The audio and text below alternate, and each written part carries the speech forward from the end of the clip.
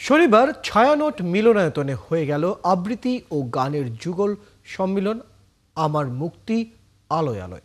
সামিনা আহসানের গান ও সুকান্ত গুপ্তের আবৃত্তির এই আয়োজন করেছিল সাংস্কৃতিক সংগঠন নন্দন। আরিফ হকের প্রতিবেদন।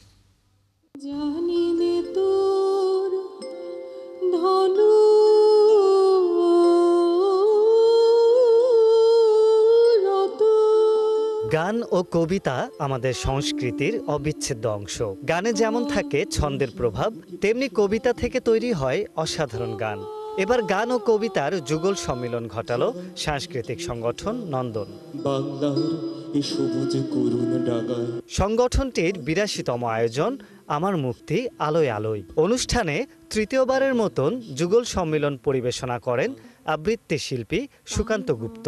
স্বদেশের বন্দনা আছে, প্রকৃতির বন্দনা আছে এবং এই সময়কে নিয়ে যে ভাবনা কবিদের, সেই কবিতাগুলো উঠে এসেছে আমাদের আজকের এই অনুষ্ঠানে। এবং প্রকৃতিকে নিয়ে এই সময়ে যে ভাবনা, সেই ভাবনাটুকু চলে এসেছে এই আয়োজনের মাধ্যমে। মঞ্চে কবিতার সাথে গান পরিবেশন করেন নন্দিত সঙ্গীত শিল্পী সামিয়া আহসান। তিনি জানান, এ ধরনের আয়োজন সকলকে শুদ্ধ সংস্কৃতি চর্চায় অনুপ্রাণিত করে। আমরা শুদ্ধ সংস্কৃতি চর্চার দিক থেকে অনেকখানি পিছিয়ে আছি অন্য যে কোনো দেশের তুলনায়। আমাদের নিজস্ব সংস্কৃতি সব কিছুকে আমরা যাতে বেগবান করে নিতে পারি, সামনের দিকে এগিয়ে নিয়ে যেতে পারি, সেই চেষ্টাটাই নন্দনের, এবং নন্দনের সাথে আমাদের এই চেষ্টাটাও একই সঙ্গে। নন্দনের অন্যতম উপদেষ্টা জয়ন্ত রায় বলেন, এ ধরনের আয়োজন চলমান থাকবে।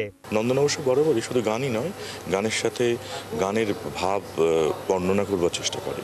তো সেই আলোকে এবারের আমাদের যে আয়োজন, দুজন শিল্পী, আবৃত্তির সুকান্ত গুপ্ত এবং আমাদের গানের একজন শিল্পী, এরা এবারের আয়োজনটি করছেন। আশা করি এই আয়োজনটি আপনাদের সবার ভালো লাগবে।